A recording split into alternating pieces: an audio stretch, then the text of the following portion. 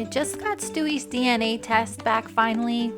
For anyone who's new to my channel, I bought Stewy a few years ago from a tiny auction down in Texas. Since I do live way up in Montana, Stewy spent a whole month in quarantine down there.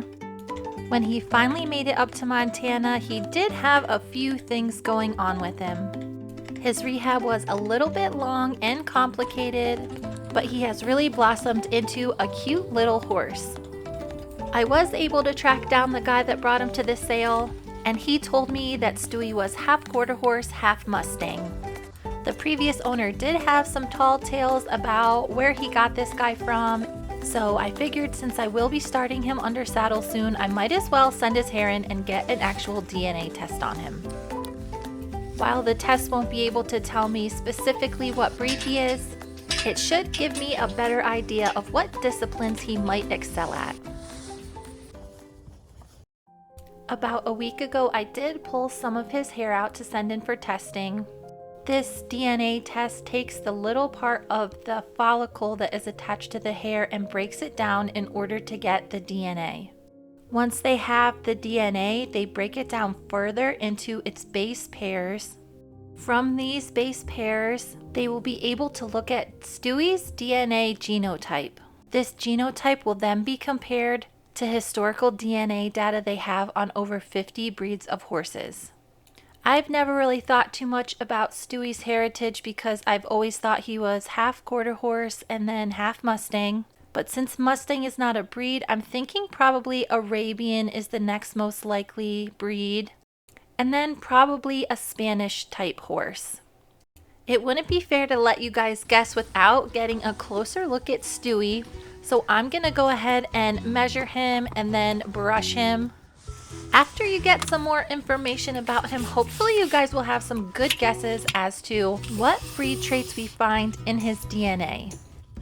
I haven't measured Stewy since the spring, and I'm hoping he maybe grew an inch since then.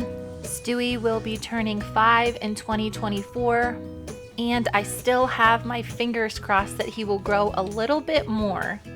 This stick is pretty neat. It has a level on it to make sure you're getting the height exactly right.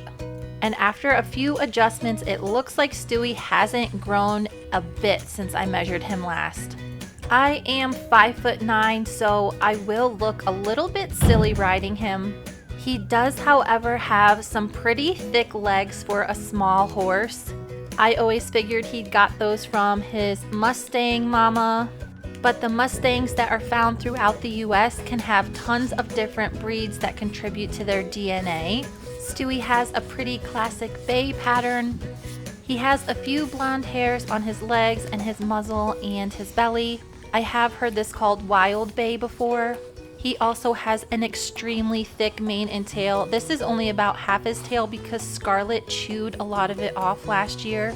Another thing that's a little bit different about Stewy than my other horses, his feet are extremely tough. Take one more good look at him, and I am gonna let you guys see him move around as well. All the other horses with him today are quarter horses. I am going to give you guys one hint while you're guessing. All of the breeds I thought might show up on Stewy's breed report. So quarter horse, Arabian, and then Criollo, which is what Scarlet comes from. None of those were in his top 3 breeds. Stewy has always been a very brave horse. He has no trouble pushing around horses that are way bigger than him.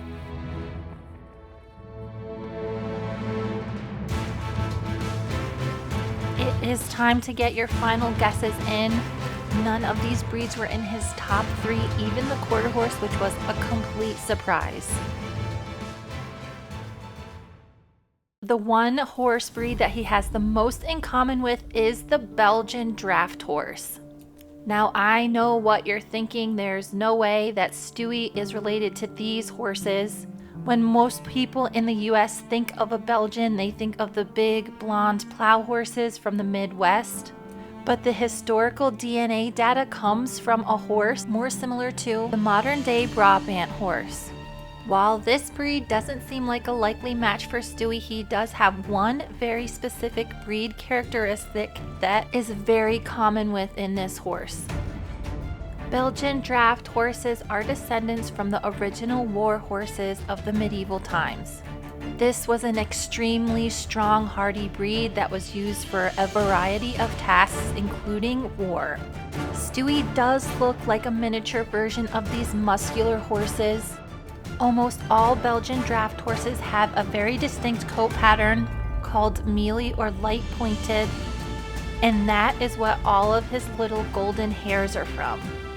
This trait is common in a lot of the wild Mustangs seen today, as well as prehistoric horse breeds. There is no doubt in my mind that Stewie's gigantic feet also came from his Belgian draft ancestors. Stewie also has the same amount of bravery and heart that it would take to run into battle during the medieval times.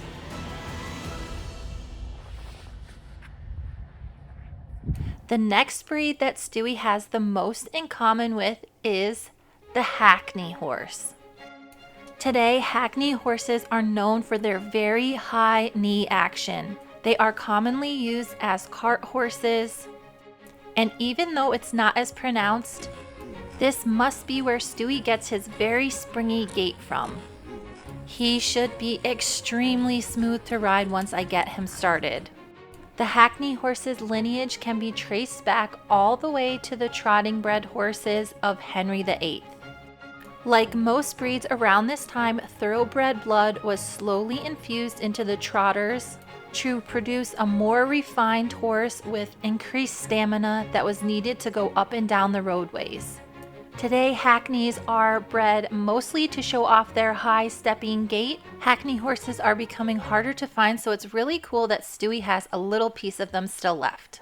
The last horse that came up on Stewie's breed report is the Galiceno. This is very exciting. The Galiceno is a critically endangered breed with less than 200 in the world today. While originally from Spain, they first reached the New World with Cortez and are considered the oldest breed in the Americas. Although these horses are typically under 14 hands tall, they are very sturdy and agile. They are prized for their intelligence and beauty. Galicenos did not have the opportunity to mix with other Spanish breeds, so they are considered very genetically pure. This breed did not migrate north like a lot of the other Spanish breeds did on their own. These horses finally made it to the US in the 1950s. When the Galiceno Horse Breeders Association was formed, many breeders turned to these hardy ponies to outcross their stallions too. Most notably the King Ranch in Texas and Goldenrod Farms in Iowa, which started the Pony of America breed. It is so cool to know that Stewie shares some of the same genes as these magnificent little horses. People always give me a hard time when I buy grade horses from little tiny auctions. But many breeds in the United States today have ever-shallowing gene pools. New genetic diseases are discovered every day, and I would much rather own genetically diverse horses without papers than risk having to deal with some of the diseases caused by humans. Stewie's DNA test definitely came out a lot different than I expected, and I am really happy to have additional information on this guy. If you haven't already seen Stewie's full rehab video, I will link it in the description so you guys can check it out. Thank you so much for watching and stay tuned for the next video.